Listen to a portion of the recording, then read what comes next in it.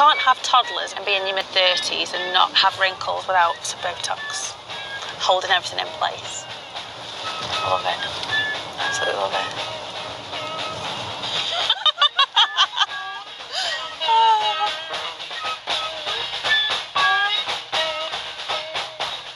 Oh God, it stinks up here. Well, there's showers, but obviously there's a leak. Well, this place is so run down, it's ridiculous. Well, apparently they're supposed to be going across with the fire station.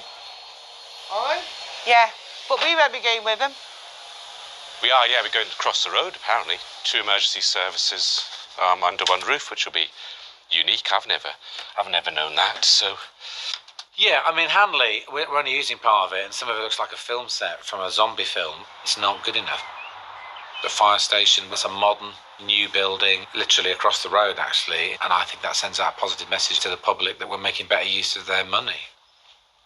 Police and fire people get on really well, don't they? Oh, Rich. I'm struggling a bit, and I've really tried, being the old fossil that I am. I think there's going to be a lot of tension. We work very, very differently to the fire service. And it was always never the two ends shall meet, really. We're two totally separate and totally different services. You know, it doesn't hurt if you're driving past a police car just to, like, you know, give them a little wave. And I'd waved, and my colleague at the time said, what are you waving at them for? If anything, I'm just envious of their life. The police service will say that after 10 o'clock at night, the fire service just took themselves up in bed and then don't do anything till the following morning. But I think a lot of that comes down to the fact that we don't see them as often. You mean because they're tucked up in the beds or in the gym? Right, morning everyone. Just opposite the inspector's office, there's a room down there now that's set up with all the plans for the fire station. I went across yesterday and they've got a board the same as ours that says that's got concerns on it and it's got benefits. The concern side is full. Oh, no. They're worried about our cleanliness, our standards. There's loads of things. And then on the other side, where it says benefits, there's just one post-it note that says, I cannot see any at this time. Oh, come on. So the fire service are really not looking forward to us coming across. They've got real concerns about it. If we leave anything in it on the floor in the corridor, we get a fine. Sink full of dishes. Get fined. And mouldy mugs. Get fined. How's that going to work? We wash them. And if we're not washing dishes, which is a simple thing, and if we're not keeping something clean, because that's been open nearly 10 years, and it probably looks inside exactly the same as the day it was opened. We've seen it, it's amazing. We have got to really up our game when we go across it, and that's their concern, that they think that we're filthy pigs.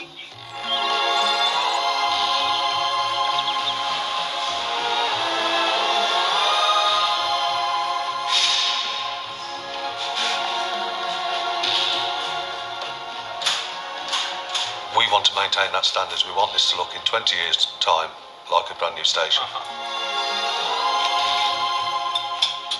It's a bit like we live in our little house here, and all of a sudden there's going to be move in upstairs a very large family.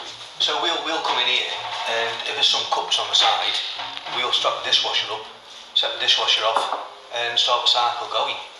You know, will police come in? Will they start then putting their cups in the dishwasher? Or if you see a dishwasher half full, will they set it off? Or if you see a dishwasher which is full of clean cutlery or crockery, will they empty it and put it back in the storage cupboards? We don't know. But do you know what there's not? A pole. Yeah. What? That went a long time ago. Oh, that is so rubbish. No pole. I think they're in for a shock when we rock up and move in, to be honest. I think we get a really good deal out of this. I have 6 months from where we are now to get us into the fire station. So it's just going through the planning application phase at the moment because the building's got to go through for a change of use. Everything that we've got here on these plans is better than we've got currently now at Hanley. And just round the corner here, this was our old Newcastle-under-Lyme Borough Police Station. Yeah, this was a real bustling hive of activity here. And when austerity kicked in, all officers were moved out.